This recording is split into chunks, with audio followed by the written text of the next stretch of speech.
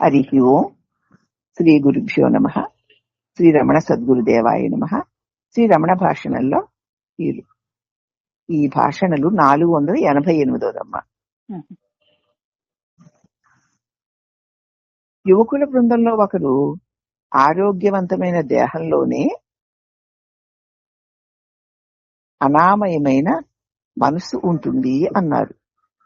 అందువల్ల దేహాన్ని ఆరోగ్యంగా బలంగా ఉంచుకోక్కర్లేదా మరి అని అడిగాడు.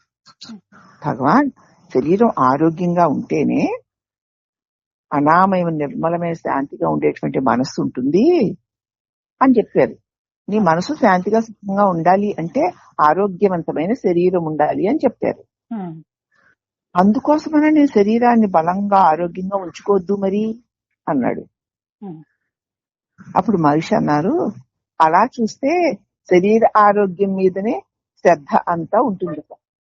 నా మనసు బాగుండాలి కాబట్టి ఈ శరీరాన్ని ఆరోగ్యంగా ఉంచుకోవాలి, దీనికి సౌకర్యాలు కలిగించాలి, దీనికి భోగాలు భాగ్యాలు కలిగించాలి, అందాల అలంకారాలు చెయ్యాలి, దీన్ని అందరూ మెచ్చుకోవాలి, అప్పుడే నా మనసు బాగుంటుంది అని దీనికి చేయవలసిన వాటి మీద నీ శ్రద్ధ అంతా పెరిగిపోతుంది. మనసుని శాంతిగా ఉంచుకోవడానికి ఆరోగ్యవంతమైన శరీరం కావాలి అన్నదానికి మనం ఈ శరీరం మీదనే శ్రద్ధ అంతా పెట్టేస్తూ ఉంటాం. అసలు ఎందుకు శరీరం మీద శ్రద్ధ పెడుతున్నావు అన్న సంగతి కూడా మర్చిపోతావు.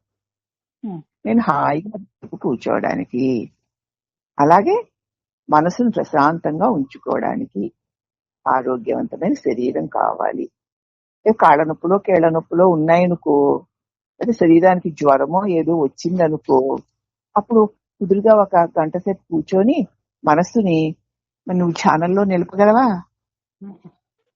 అలా నిలపలేవు గనక శరీరం ఆరోగ్యంగా ఉందనుకో, అప్పుడు దాన్ని ఎంతసేపు ఎలా ఉంచాలో అలా ఉంచడానికి నీకు అనుకూలిస్తుంది శరీరం. అలా అని చెప్పారు కదా, దాన్ని పోషించుకో, దాన్ని మేపుకో, దాన్ని అలంకరించుకోని కాదు అర్థం. అయితే మనకేమో శరీర ఆరోగ్యం మీద శ్రద్ధ అంతా. ఈ శరీర ఆరోగ్యం మీద ఉన్న శ్రద్ధకి అంతూ పంతూ ఉండదు. అప్పుడు ఆ భక్తుడు అన్నాడు, ఇప్పటి అనుభవం పూర్వ కర్మానుసారము అంటున్నారు. ఇప్పుడు మేము ఏమేమి అనుభవిస్తున్నాం అని పూర్వకర్మల్లో చేసుకున్నటువంటి కర్మల్ని బట్టి వస్తున్నాయి అంటున్నారు.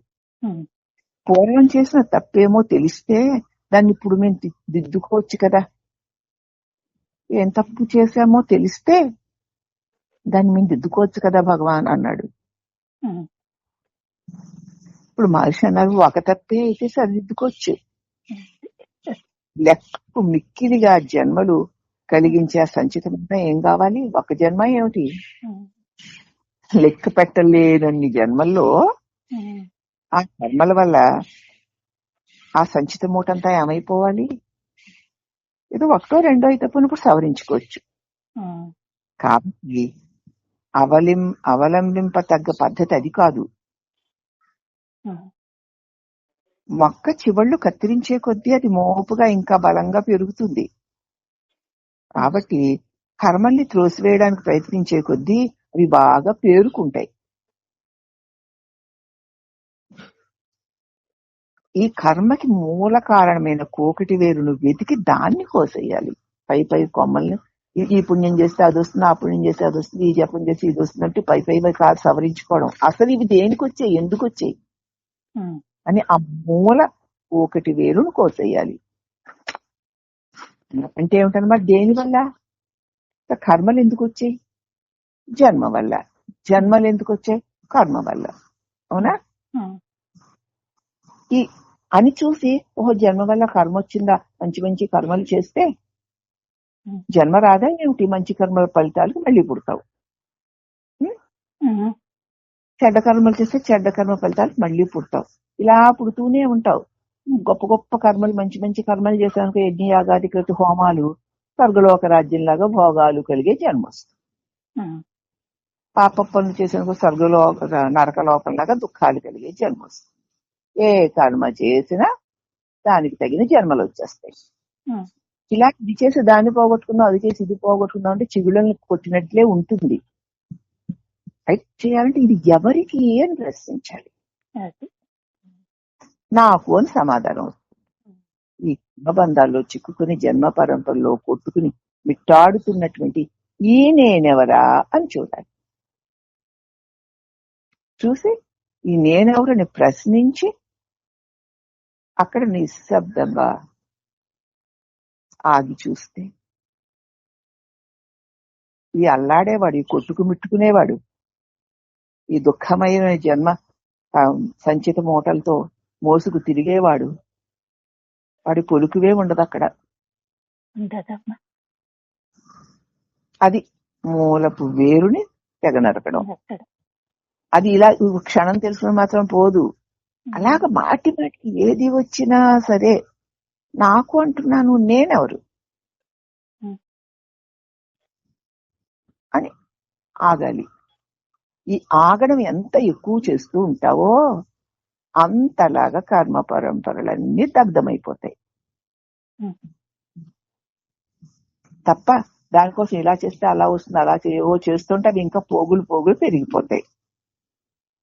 కాబట్టి మొక్క చిగుళ్ళు కత్తిరించకూడదు.